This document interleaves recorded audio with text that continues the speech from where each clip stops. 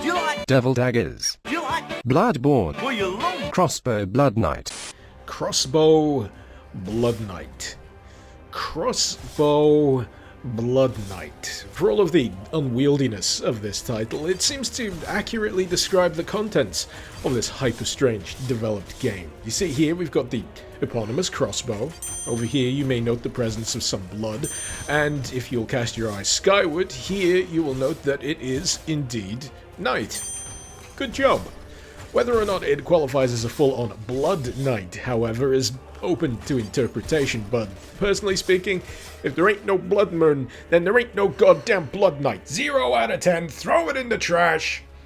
Hair splitting aside, Shootgun Dark Place doesn't so much wear its influences on its sleeve as it does dangle them around its neck for all to see.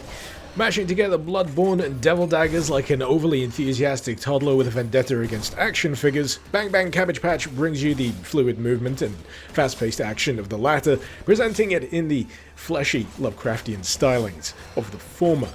If you've never experienced Devil Daggers before, it's a refreshingly straightforward challenge that drops you in an abyssal arena and says, look, see all this horrible shit right here, don't let them touch you. Shoot them till they go away, and don't forget to hoover up those power gems while you're at it. Also, don't die.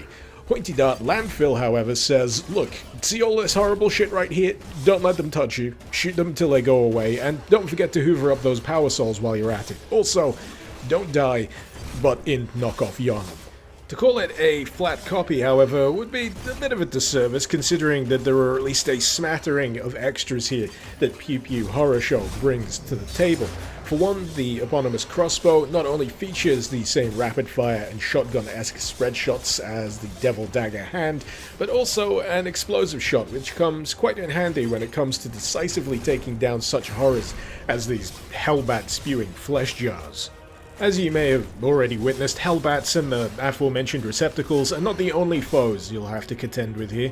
You'll be harassed by surprisingly mobile zombies, charged at by roided up werewolves, and shockwaved by overweight lunatics. Naturally, your first few attempts at contending with these will often see you blundering into all sorts of mishaps as you acclimatize to the sequence of spawns and figure out the best targets to prioritize at any given moment. That said, I'd wager that Blotfart Dank Day is a damn sight more forgiving than the likes of its inspiration. For one, it'll occasionally let you off the hook for grazing enemies, tinging the edges of the screen in red, a violin screeching out a horror tone letting you know just how close you came. Secondly, you've got the dodge, allowing you to neatly dash your way out of an oncoming werewolf clothesline, and thirdly, you've got the crossbow's special. Activating the special will slow down time, show you a targeting path, and when unleashed, will cause a hail of divinely charged bolts to rain down and obliterate anything that's caught within range. It's an extremely handy ability that, when used appropriately, can not just clear the decks in terms of a pursuing horde, but also allow you to handily sidestep encounters that would, for sake of example, normally have you dealing with 3 simultaneous werewolf spawns.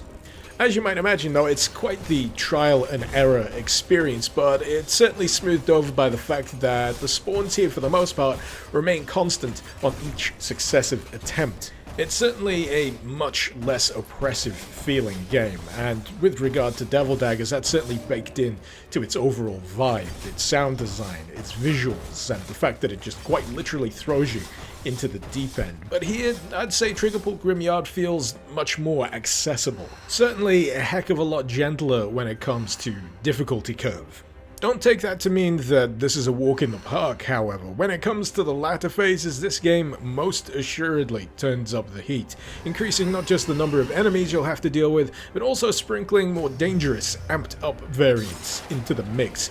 If I had to put my finger on what it was exactly that had me more amenable to the act of attempt after attempt after attempt here, well, firstly I'd say it's because the game itself feels pretty damn smooth to play, and secondly, it was the sense that I was actively working towards something that felt a little less abstract than whatever lurks in the deeper reaches of Devil Daggers. Probably doesn't hurt that there's a clutch of more achievable achievements here as well. Seriously though, Devil Daggers only has one achievement, and 0.1% of players have it. What even is that?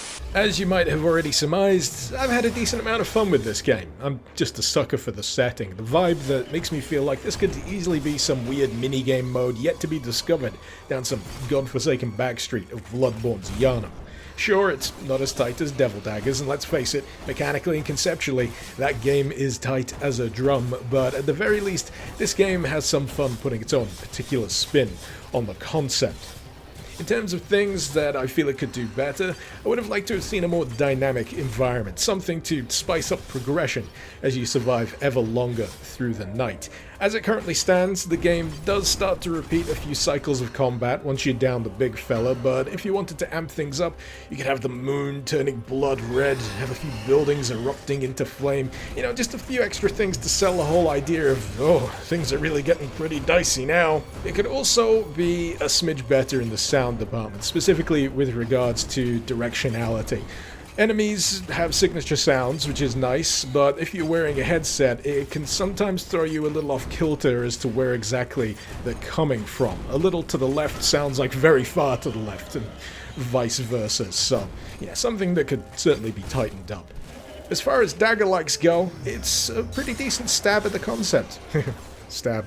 Anyway, Hyper Strange isn't really seeking to reinvent any wheels here. Not that they especially need to.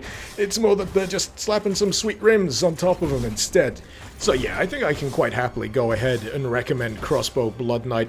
It's a nice little standby game. The kind of thing you can spin up while you're waiting for other stuff to finish up. You know, in my case, it might be a video render. In other people's cases, it might be waiting for an overtly bloated video game download to finally finish. But all things aside, if you find yourself interested in Crossbow Bloodnight, you'll find it handily available over on the Steam store, and if you're a little strapped for cash, you'll be delighted to learn that it's also cheap as chips. Regardless, if you do decide to give this a whirl for yourself, I hope you have fun, and in the meantime, this has been Mr. Icarus. Thank you very much for watching. Icarus out.